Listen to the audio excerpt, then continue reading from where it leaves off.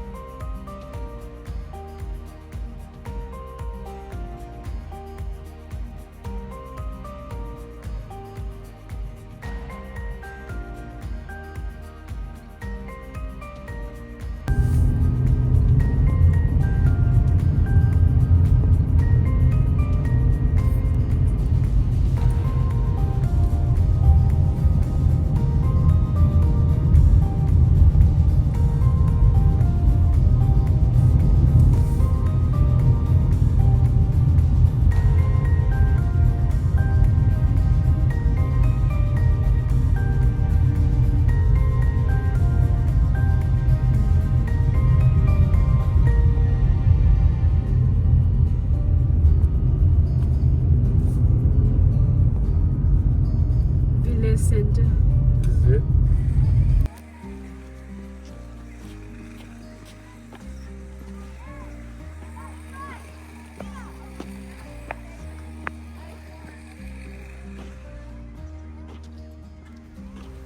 Yaure mafam si yaudane ko kan hi mafam akoi basi yengbada khoi puning je ko ingam ni si bus lai sing se double decker bus sing je khoi school gi angang kai khoi trip lak pas mayam moina tongak pagini hujik lehewa bus sing do khoi ada picnic mafam da bus ta lakna bado andumaina masiresu daman lakna ri ni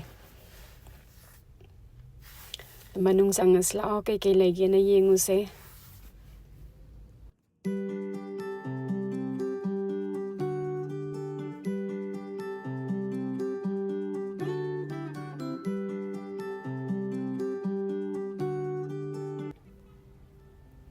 the manung de yore manung de messages the coffee thakpam mi am samna kanda windows also mana to lay say view yam pasa ubani sdagi as the coffee thakpam laire lagi din kana tawam lunch tawam laire and lagi sisna khoi walk chatpa mafam the forest area da sapeda matam sing khaido aga moi matam dagi matungi nas laire loina ma piraga laire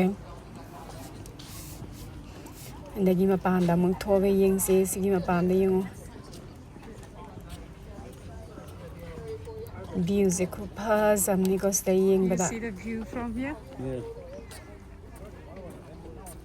Andagi autumn gi ko gi numit che ko gi ming lar ga yam sa jo sa de ndagi ing su ing de yam nuai ba season ne sige matam se. Fun look out, see?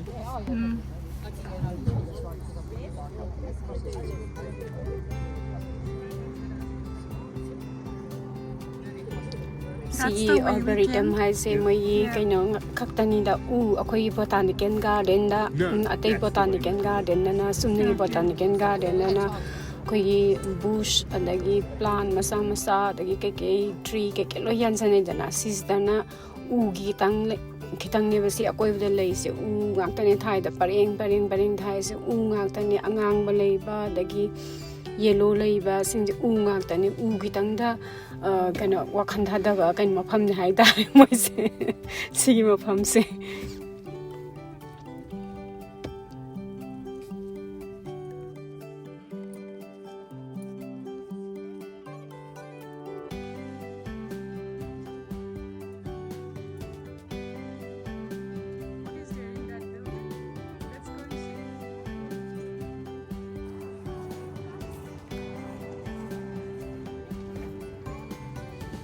ꯑꯗꯒꯤ ꯁꯤꯁꯤꯗ ꯀꯥꯡꯕꯨ ꯑꯃ ꯂꯩꯔꯤꯁꯦ ꯁꯤꯁꯤꯅ school trip ꯂꯥꯛꯄ ꯁ꯭ꯀꯨꯜꯗꯒꯤ ꯑꯩꯈꯣꯏꯒꯤ ꯕꯁꯇ ꯂꯥꯛꯄꯁꯤꯡꯗꯣ ꯑꯉꯥꯡꯁꯤꯡꯗꯣ ꯑꯗꯨ ꯉꯥꯛꯇꯅꯤ ꯁꯤꯗ ꯂꯦꯞꯄꯤꯁꯤꯡꯗꯣ ꯑꯗꯒꯤ ꯃꯤꯠꯅ ꯇꯥꯝꯕꯗ ꯂꯩ ꯃꯌꯥꯝꯁꯨ ꯎ ꯄꯔꯦꯡ ꯉꯥꯛꯇꯅꯤ. The white wood is not that white pillar, isn't it? It looks like a pillar, isn't it?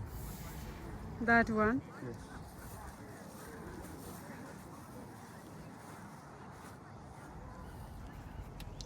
ꯑꯗꯒꯤ ꯁꯤꯗꯩꯗ ꯑꯩꯈꯣꯏꯒꯤ ꯀꯥꯏꯠ ꯐꯦꯁꯇꯤꯚꯦꯜꯒꯁꯨ ꯇꯧꯋꯤ ꯀꯥꯏꯠ ꯐꯦꯁꯇꯤꯚꯦꯜ ꯑꯩꯈꯣꯏꯒꯤ ꯀꯥꯏꯠ ꯑꯩꯈꯣꯏꯒꯤ ꯇꯦꯂꯪꯒꯥ ꯄꯥꯏꯕꯒꯤ ꯀꯝꯄꯤꯇꯤꯁꯟꯒꯁꯨ ꯇꯧꯋꯤ ꯁꯤꯗꯩꯗ ꯁꯦꯜꯗꯅ ꯑꯉꯥꯡ ꯑꯣꯏꯔꯤꯉꯩꯗꯗꯤ ꯁꯤꯗꯩꯗ ꯌꯥꯝ ꯂꯥꯛꯄꯅꯦ ꯑꯩꯁꯦ ꯍꯧꯖꯤꯛꯇꯤ ꯇꯜꯂꯦ ꯍꯥꯏꯇꯥꯔꯦ ꯈꯔ ꯇꯟꯁꯜꯂꯛꯑꯦ ꯍꯧꯖꯤꯛ ꯃꯥꯁꯨ ꯆꯥꯎꯔꯕꯅꯤꯅ ꯆꯠꯁꯤꯁꯨ ꯀꯌꯥ ꯏꯌꯥ ꯌꯥꯗꯦ ꯃꯥꯅ ꯇꯧꯒꯗꯕ ꯈꯔ ꯑꯗꯨꯝ ꯇꯧꯗꯅ ꯑꯗꯨꯝ ꯂꯩ ꯑꯗꯨꯝ ꯑꯗꯒꯤ ꯁꯤꯗꯩꯗ ꯀꯩꯅꯣ ꯄꯣꯔꯛꯄꯁꯨ ꯌꯥꯏ ꯑꯩꯈꯣꯏꯒꯤ ꯄꯦꯠ ꯌꯨꯝꯗ ꯂꯩꯕ ꯄꯦꯠ ꯀꯩꯀꯩ ꯄꯣꯔꯛꯑꯒ ꯁꯥꯟꯅꯍꯟꯕꯁꯨ ꯌꯥꯏ ꯑꯗꯒꯤ ꯃꯐꯝꯁꯦ ꯄꯥꯛ ꯆꯥꯎꯅ ꯌꯥꯝ ꯅꯨꯡꯉꯥꯏꯕ ꯃꯐꯝꯁꯦ ꯑꯗꯒꯤ ꯁꯕꯕ ꯑꯩꯈꯣꯏꯒꯤ ꯂꯩꯀꯥꯏꯗꯒꯤꯁꯨ ꯈꯤꯇꯪ ꯊꯩꯗꯣꯛꯑꯒ ꯂꯩꯕ ꯃꯐꯝ ꯑꯗꯒꯤ ꯁꯤꯒꯤꯁꯦ ꯑꯗꯨꯝ ꯁꯤꯇꯤ ꯃꯅꯨꯡꯗꯅꯤꯀꯣ ꯂꯩꯔꯤꯁꯦ ꯁꯤ ꯃꯐꯝꯁꯦ ꯑꯩꯈꯣꯏꯒꯤ ꯑꯥꯎꯠꯁꯀꯔꯠꯇꯒ ꯅꯠꯇꯦ ꯑꯩꯈꯣꯏꯒꯤ ꯀꯩꯅꯣ ꯁꯤꯇꯤꯒꯤ ꯃꯇꯥꯏꯗꯒ ꯅꯠꯇꯦ ꯂꯩꯔꯤꯁꯦ ꯁꯤꯒꯤ ꯃꯅꯨꯡꯁꯤꯗ ꯀꯦꯄꯤꯇꯦꯜ ꯃꯅꯨꯡꯁꯤꯗꯅꯦ ꯁꯤꯒꯤ ꯀꯩꯅꯣꯁꯦ ꯑꯔꯕꯣꯔꯤꯇꯝꯁꯦ ꯂꯩꯔꯤꯁꯦ Yeah, but they're good natured. Yeah, they're very good. Like King Charles Cavalier.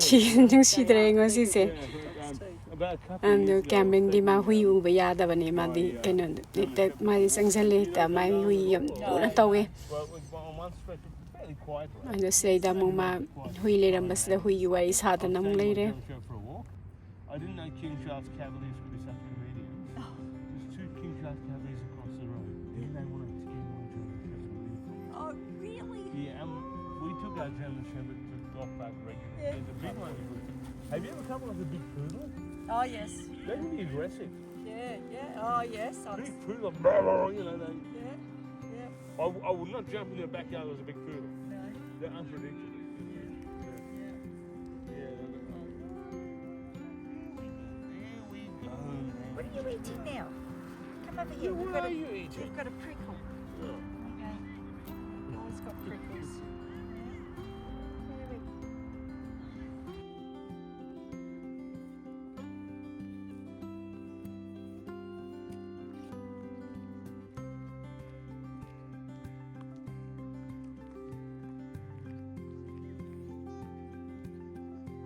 Look at the color of the grass. ꯅꯣꯡ ꯐꯥꯗꯣꯛꯁꯨ ꯑꯩꯈꯣꯏꯁꯦ ꯁꯨꯃꯥꯏꯅ ꯌꯨꯝꯗꯒꯤ ꯊꯣꯛꯂꯛꯄ ꯑꯗꯒꯤ ꯉꯥꯏꯍꯥꯛ ꯔꯤꯂꯦꯛꯁ ꯑꯣꯏꯕ ꯗꯔꯀꯥꯔ ꯑꯣꯏ ꯍꯥꯏꯇꯥꯔꯦꯀꯣ ꯑꯗꯣ ꯁꯤꯒꯨꯝꯕ ꯃꯐꯝꯁꯤꯗꯤ ꯄꯩꯁꯥ ꯇꯤꯡꯕ ꯑꯗꯒꯤ ꯀꯩꯅꯣ ꯇꯧꯕ ꯃꯐꯝꯁꯨ ꯅꯠꯇꯦ ꯑꯩꯈꯣꯏꯒꯤ ꯁꯨꯝ ꯋꯥꯈꯜ ꯅꯨꯡꯉꯥꯏꯅꯕ ꯑꯗꯒꯤ ꯄꯨꯛꯅꯤꯡ ꯏꯪꯅꯕ ꯁꯨꯝ ꯆꯠꯐꯝꯅꯦ ꯍꯥꯏꯇꯥꯔꯦ ꯁꯤ ꯃꯐꯝꯁꯦ ꯌꯦꯡꯉꯨꯇꯨ ꯁꯤ ꯒ꯭ꯔꯥꯁꯁꯤꯡꯁꯦ ꯐꯖꯗ꯭ꯔꯥ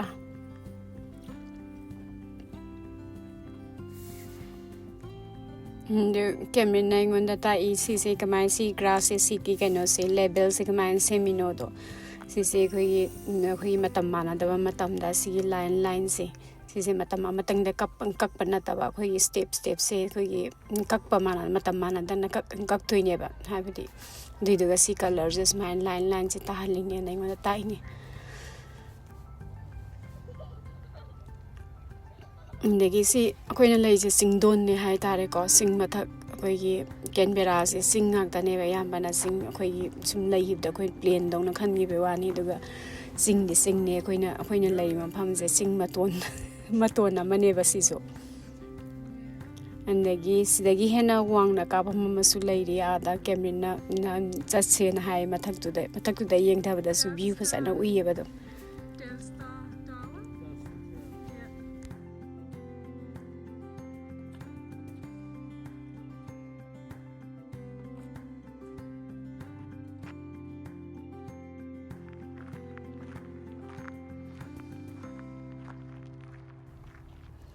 ꯑꯩꯗꯤ ꯃꯇꯥꯡꯁꯤ ꯌꯧꯁꯜꯂꯛꯄꯗ ꯋꯥꯕꯨ ꯋꯥꯔꯕꯅꯤ ꯑꯗꯨ ꯃꯥꯗꯤ ꯋꯥꯕꯒ ꯈꯪꯗꯦ ꯍꯥꯏꯕ ꯑꯗꯨꯝ ꯆꯠꯂꯦ ꯍꯥꯏꯕ ꯑꯗꯨ ꯁꯤꯗꯒꯤ ꯏꯕꯥꯅꯤ ꯑꯁꯣꯝ ꯅꯥꯀꯟꯗ ꯀꯣꯐꯤ ꯊꯛꯐꯝ ꯑꯩꯈꯣꯏꯅ ꯉꯁꯥꯏ ꯆꯪꯉꯛꯄꯗꯣ ꯑꯩꯅ ꯑꯍꯥꯟꯕꯗ ꯆꯪꯉꯛꯄ ꯃꯐꯝꯗꯣ ꯑꯗꯨꯗ ꯑꯃꯨꯛ ꯍꯜꯂꯒ ꯏꯕꯥꯅꯤ coffee ꯊꯛꯎꯁꯦꯅ ꯍꯥꯏꯅꯔꯤ. We came from that way, isn't it? ꯑꯗꯒꯤ ꯎ ꯊꯥꯗ ꯉꯥꯏꯔꯤꯕ ꯊꯥꯕ ꯀꯨꯏꯗ꯭ꯔꯤꯕ ꯁꯤꯒꯤ ꯃꯐꯝꯁꯦ ꯁ꯭ꯋꯥꯏꯁꯦ ꯁꯤ ꯊꯥꯕ ꯀꯨꯏꯗ꯭ꯔꯤꯕ ꯉꯥꯛꯇꯅꯤ. ꯑꯗꯒꯤ ꯁꯤꯗꯒꯤ ꯍꯦꯟꯅ ꯀꯨꯝꯊꯔꯒꯀꯣ ꯐꯣꯔꯦꯁ ꯃꯌꯥꯝꯁꯨ ꯂꯩꯌꯦ ꯁꯤꯗꯩꯗ. ꯁꯤ ꯃꯅꯥꯛ ꯅꯛꯄꯗ ꯁ꯭ꯋꯥꯏꯗ ꯂꯩꯕ ꯌꯦꯂꯣ ꯀꯩꯀꯩ ꯂꯩꯔꯤꯁꯦ ꯃꯣꯏꯗꯤ ꯊꯥꯕ ꯀꯨꯏꯗ꯭ꯔꯤꯕ ꯈꯔꯅꯤ.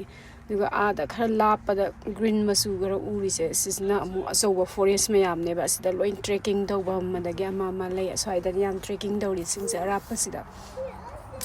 ꯑꯅꯛꯄꯗꯗꯤ ꯎ ꯌꯥꯝ ꯁꯤꯒꯤ ꯑꯔꯕꯔꯤꯗꯝꯒꯤ ꯑꯀꯣꯏꯕꯁꯦ ꯁꯤꯗꯗꯤ ꯎ ꯋꯥꯗꯤ ꯌꯥꯝ ꯊꯥꯗꯦ.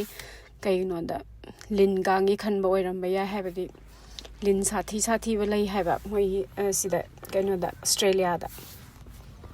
ꯑꯗꯣ ꯀꯦꯟꯕꯦꯔꯥꯗꯤ ꯑꯇꯣꯞꯄ ꯏꯁꯇꯦꯠ ꯀꯩꯀ ꯌꯦꯡꯅꯕꯗ ꯂꯤꯟ ꯌꯥꯝꯅ ꯂꯩꯕ ꯃꯐꯝꯗꯤ ꯅꯠꯇꯦ.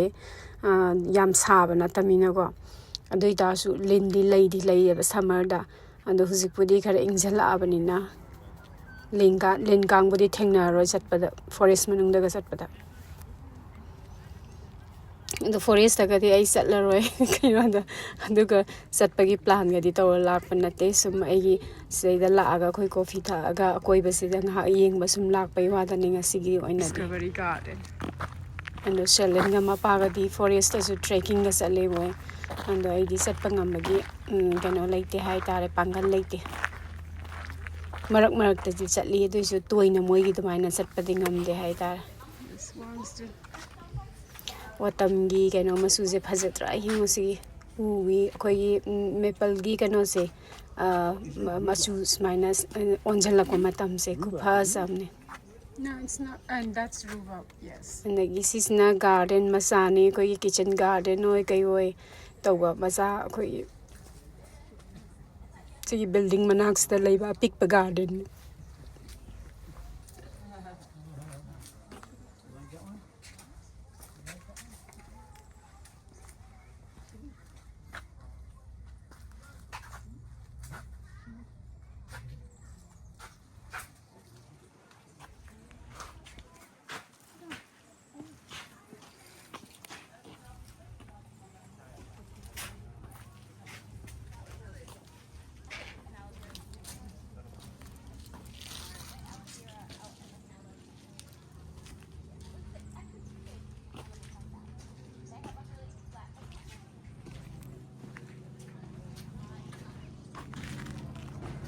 Here.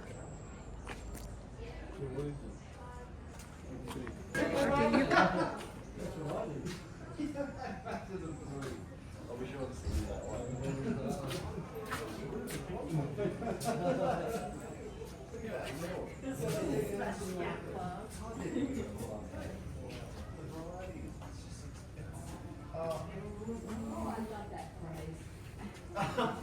It's almost like you expect to see little fairies. ꯁꯤꯁꯤꯅ ꯁꯤꯒꯤ ꯕꯣꯟꯁꯥꯏ ꯎ ꯑꯆꯧ ꯑꯆꯧꯕ ꯃꯌꯥꯝ ꯑꯩꯈꯣꯏꯒꯤ ꯄꯤꯛꯍꯜꯂꯒ ꯊꯝꯕꯁꯤꯡꯗꯣ. ꯑꯗꯣ ꯁꯤꯒꯤ ꯕꯣꯟꯁꯥꯏ ꯀꯩꯅꯣꯁꯦ ꯁꯤꯗ ꯁꯦꯝꯃꯤꯁꯤꯡꯁꯦ ꯁꯤꯁꯤꯡꯗ ꯌꯥꯝꯅ ꯂꯤꯔꯕ ꯑꯩꯈꯣꯏꯒꯤ ꯀꯩꯅꯣ ꯎꯅ ꯑꯌꯥꯝꯕ ꯉꯥꯛꯇꯅꯦ ꯍꯥꯏꯇꯥꯔꯦꯀꯣ. ꯆꯍꯤ 100 ꯃꯌꯥꯝꯗ ꯁꯨꯕ, ꯑꯗꯒꯤ ꯆꯍꯤ 50 ꯍꯦꯜꯂꯕ, ꯑꯗꯒꯤ 200 ꯁꯨꯔꯝꯗꯥꯏ ꯑꯗꯨꯒꯨꯝꯕ ꯎ ꯃꯌꯥꯝꯅꯦ ꯁꯤꯗ ꯊꯝꯃꯤꯁꯤꯡꯁꯦ. ꯑꯔꯤꯕ ꯑꯩꯈꯣꯏꯒꯤ ꯀꯩꯅꯣ ꯕꯣꯟꯁꯥꯏ ꯉꯥꯛꯇꯅꯤ, ꯑꯅꯧꯕ ꯁꯦꯝꯕ ꯑꯃꯗ ꯅꯠꯇꯦ.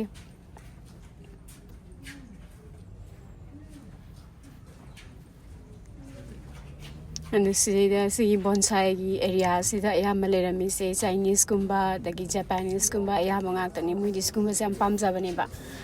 ꯑꯗꯨꯗꯨꯅ ꯃꯣꯏꯒꯤ ꯊꯋꯥꯏ ꯍꯛꯆꯥꯡ ꯌꯥꯝ ꯌꯥꯎꯅ ꯌꯦꯡꯉꯦ ꯁꯤꯁꯦ. ꯑꯗꯨ ꯁꯤꯒꯤꯁꯦ ꯑꯖꯥꯂꯤꯌꯥꯅꯦ. Two ꯃꯈꯣꯡꯁꯦ ꯈꯣꯡꯅꯥꯡꯗꯧꯅ ꯎꯔꯤꯁꯦ two.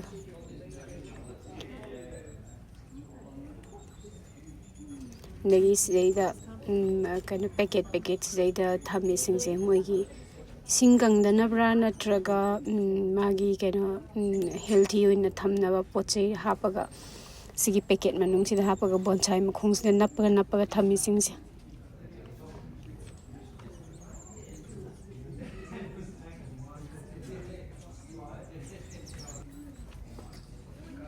ꯈꯨꯐꯖꯃꯅꯤ ꯌꯦꯡꯕꯁꯤꯀꯣ ꯌꯦꯡꯕꯁꯤꯗ ꯑꯉꯛꯄ ꯐꯪꯅ ꯐꯖꯩ ꯍꯥꯏꯇꯥꯔꯦ ꯑꯗꯨ ꯀꯅꯥꯒꯨꯝꯕ ꯕꯣꯟꯁꯥꯏꯗ ꯊꯋꯥꯏ ꯌꯥꯎꯖꯕ ꯃꯤꯒꯤꯗꯃꯛꯇꯗꯤ ꯁꯤꯒꯤꯁꯦꯀꯣ ꯍꯦꯚꯟꯅꯤ ꯍꯥꯏꯇꯥꯔꯦ ꯃꯣꯏꯒꯤꯗꯃꯛꯇꯗꯤ ꯑꯁꯨꯛꯀꯤ ꯃꯇꯤꯛ ꯐꯖꯩ ꯌꯦꯡꯕꯗ ꯑꯗꯒꯤ ꯕꯣꯟꯁꯥꯏꯒꯤ ꯃꯈꯣꯡ ꯇꯥꯔꯛꯄ ꯑꯗꯒꯤ ꯀꯃꯥꯏꯅ ꯃꯣꯏꯅ ꯁꯦꯝꯃꯤꯕ ꯃꯑꯣꯡ ꯃꯇꯧꯁꯤꯡꯁꯦ ꯌꯦꯡꯕꯗ ꯏꯟꯊꯣꯛꯅ ꯄꯨꯛꯅꯤꯡ ꯀꯩꯅꯣ ꯇꯧꯅꯤ ꯍꯥꯏꯇꯥꯔꯦ ꯍꯨꯅꯤꯡꯉꯥꯏ ꯑꯣꯏ ꯑꯗꯒꯤ ꯁꯤꯁꯦ ꯑꯔꯤꯕꯅꯤ ꯇꯨ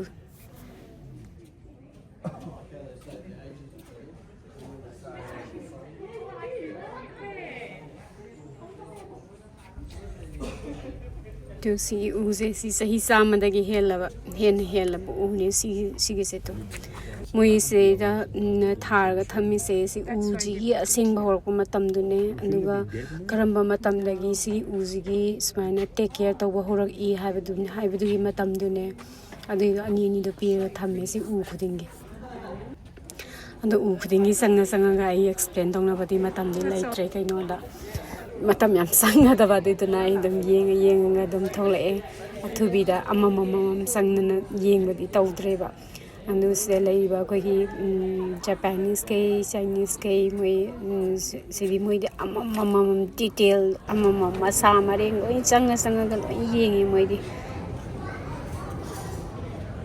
ꯑꯗꯒꯤ ꯎꯒꯤ ꯃꯑꯣꯡ ꯃꯇꯧ ꯁꯦꯞ ꯑꯗꯒꯤ ꯀꯛꯄꯒꯤ ꯃꯑꯣꯡ ꯂꯣꯏꯅꯃꯛ ꯗꯤꯖꯥꯏꯟ ꯀꯩꯀꯩ ꯌꯦꯡꯉꯤ ꯁꯤꯁꯨ ꯑꯆꯧꯕ ꯑꯥꯔꯠ ꯐꯣꯝ ꯑꯃꯅꯤ ꯍꯥꯏꯇꯥꯔꯦꯀꯣ ꯕꯣꯟꯁꯥꯏ ꯁꯦꯝꯕꯁꯤꯁꯨ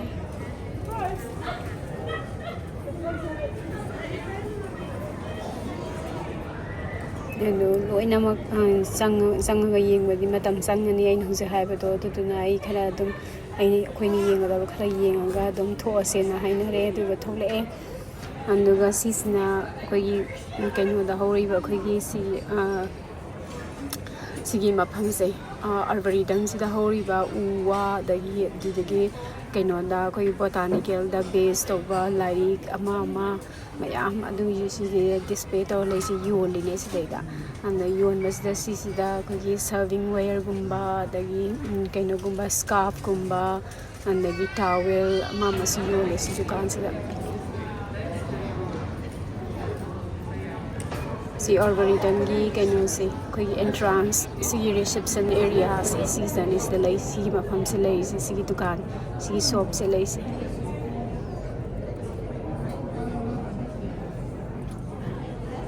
ꯑꯗꯣ ꯁꯤ ꯃꯐꯝꯁꯤꯗꯁꯨ ꯑꯩ ꯀꯨꯏꯅ ꯂꯩꯔꯛꯇ꯭ꯔꯦ ꯑꯗꯨꯝ ꯀꯥꯕꯛ ꯑꯗꯨꯝ ꯑꯩꯅ ꯅꯝꯒꯗꯕ ꯚꯤꯗꯤꯑꯣ ꯁꯦꯛꯁꯟ ꯑꯃ ꯑꯗꯨꯝ ꯅꯝꯃꯒ ꯑꯗꯨꯝ ꯊꯣꯛꯂꯛꯑꯦ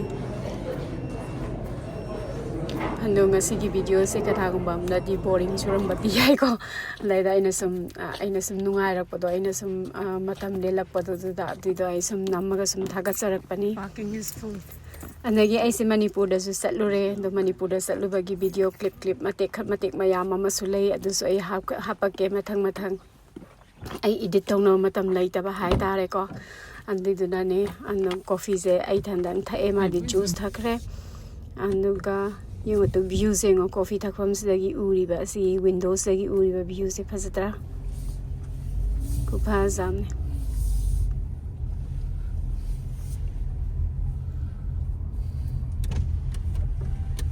ꯑꯗꯣ ꯃꯅꯤꯄꯨꯔꯗ ꯑꯩꯅ ꯆꯠꯂꯨꯕ ꯃꯐꯝ ꯈꯨꯗꯤꯡꯃꯛ ꯚꯤꯗꯤꯑꯣ ꯂꯣꯏꯅ ꯅꯝꯃꯛꯄꯗꯤ ꯉꯝꯃꯛꯇꯦ ꯀꯔꯤꯒꯤꯅꯣ ꯍꯥꯏ ꯇꯥꯔꯒꯗꯤ ꯑꯩꯈꯣꯏꯒꯤ ꯀꯩꯅꯣ ꯇꯧꯕ ꯍꯥꯏ ꯇꯥꯔꯦꯀꯣ ꯑꯩꯈꯣꯏꯒꯤ ꯑꯩꯅ ꯏꯟꯖꯣꯏ ꯇꯧꯕ ꯉꯝꯃꯣꯏꯗꯕꯗꯣ ꯑꯩꯅ ꯚꯤꯗꯤꯑꯣ ꯁꯨꯝ ꯅꯝ ꯂꯩꯔꯗꯤꯀꯣ ꯑꯗꯒꯤ ꯑꯩꯗꯤ ꯃꯇꯝ ꯀꯨꯏꯔꯕꯒꯤ ꯃꯇꯨꯡꯗꯁꯨ ꯆꯠꯂꯨꯕꯅꯤꯅ ꯎꯅꯔꯤꯕ ꯈꯣꯠꯂꯤꯕ ꯃꯌꯥꯝꯗꯨꯗꯁꯨ ꯑꯟꯀꯝꯐꯣꯔꯇꯦꯕꯜ ꯑꯣꯏꯕꯁꯨ ꯌꯥꯎꯏ ꯚꯤꯗꯤꯑꯣ ꯅꯝꯕꯗ ꯑꯗꯒꯤ ꯑꯗꯨꯕꯨ ꯅꯝꯃꯛꯄ ꯈꯔ ꯃꯇꯦꯛ ꯂꯩꯕꯁꯤꯡꯗꯣ ꯑꯩ ꯁꯝꯖꯟꯅꯔꯒ ꯑꯩ ꯊꯥꯒꯠꯂꯛꯀꯦꯅ ꯈꯜꯂꯤ ꯑꯩ ꯏꯗꯤꯠ ꯇꯧꯔꯒ ꯑꯗꯒꯤ ꯑꯩꯈꯣꯏꯁꯦ ꯑꯃꯨꯛ ꯁꯤꯒꯤ ꯉꯁꯥꯏ ꯑꯩꯈꯣꯏꯅ ꯃꯇꯣꯟꯗ ꯎꯈꯤꯕ ꯃꯐꯝꯗꯨꯗ ꯑꯃꯨꯛ ꯊꯧꯒꯠꯂꯨꯁꯦꯅ ꯑꯃꯨꯛ ꯊꯧꯒꯠꯄ ꯆꯠꯂꯤꯅꯦ ꯑꯗꯨ ꯃꯇꯣꯟꯗꯒꯤ ꯚ꯭ꯌꯨ ꯑꯃꯨꯛ ꯌꯦꯡꯉꯨꯁꯦꯅ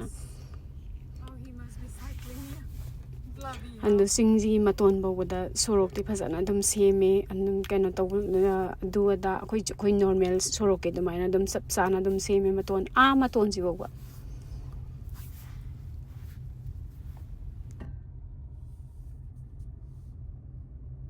That's the place. We can park. There are parkings.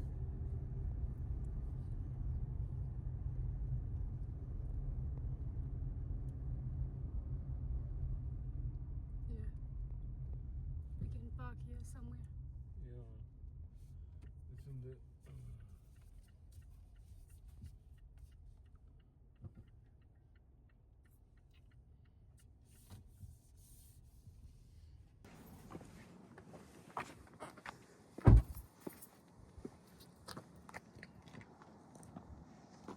Look at the view here.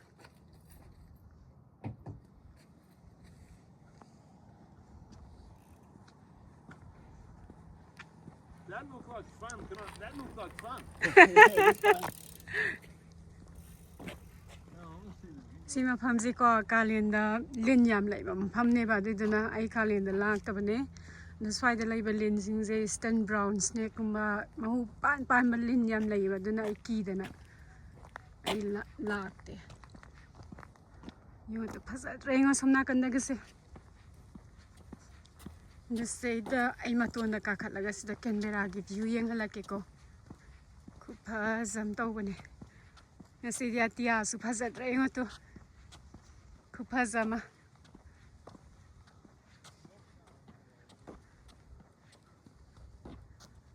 Which side is Gangalan? That way. And this way is? That's Western Creek. Western Creek.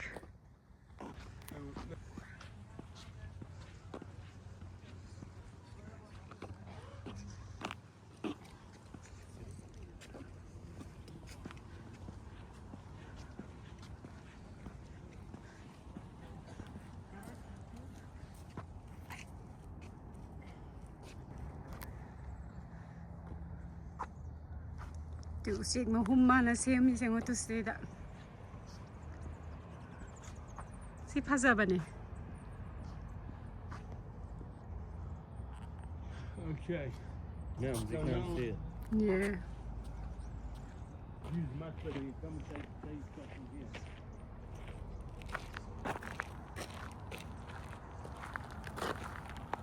Ay wasu wabana si dori maton boka khalak pasida. This need to when who's coffee ta ambadosa.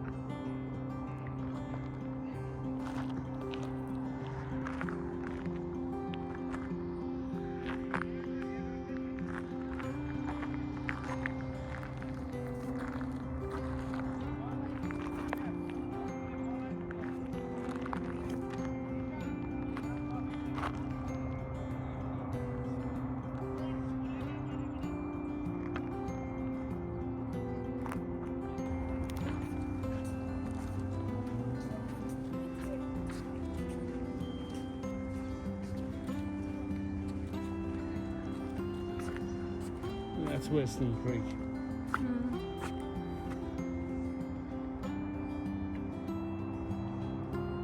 That's Struggle Parkway.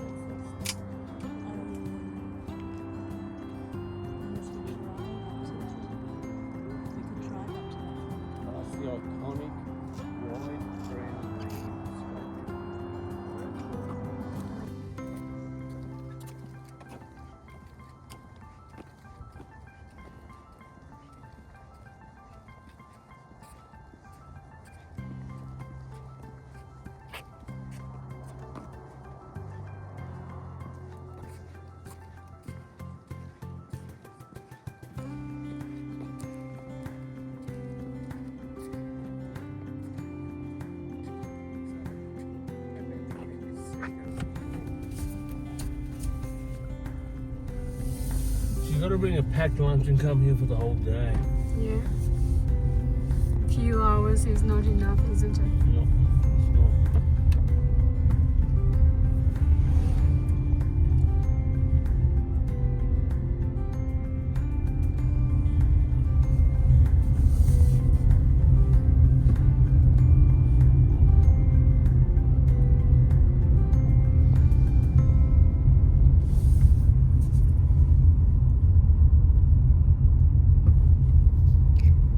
ꯑꯗꯒꯤ ꯑꯩꯈꯣꯏ ꯌꯨꯝꯗ ꯍꯜꯂꯁꯦꯅ ꯀꯨꯝꯊꯔꯛꯑꯦ ꯋꯥꯁꯨ ꯋꯥꯁꯜꯂꯛꯑꯦ ꯈꯔꯁꯨ ꯃꯇꯝꯁꯦ ꯃꯌꯥꯝ ꯍꯧꯖꯤꯟꯈꯔꯦ ꯍꯥꯏꯕꯗꯤ ꯆꯠꯄꯗꯤ ꯀꯩꯁꯨ ꯌꯥꯝ ꯆꯠꯄꯗꯤ ꯅꯠꯇꯦꯀꯣ ꯑꯗꯨ ꯑꯣꯏꯇꯥꯔꯁꯨ ꯃꯐꯝꯁꯦ ꯁꯥꯡꯕꯅꯤꯅ ꯑꯃꯗꯩ ꯑꯃ ꯌꯦꯡꯉꯤꯉꯩꯗꯅꯦ ꯃꯇꯝꯁꯦ ꯈꯪꯍꯧꯗꯦꯕ ꯍꯧꯈꯤꯕ ꯃꯇꯝꯗ ꯁꯤꯅꯤꯗꯒꯤꯗꯤ ꯑꯩꯈꯣꯏ ꯑꯗꯨꯝ ꯌꯨꯝꯗ ꯍꯜꯂꯛꯑꯦ ꯁꯤ ꯂꯣꯏꯔꯒ ꯑꯗꯨം Yeah.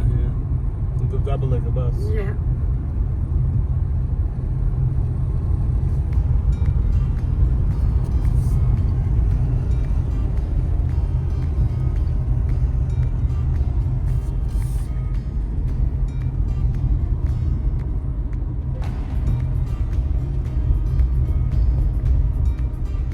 This guy doing some strange thing. First that girl, now him.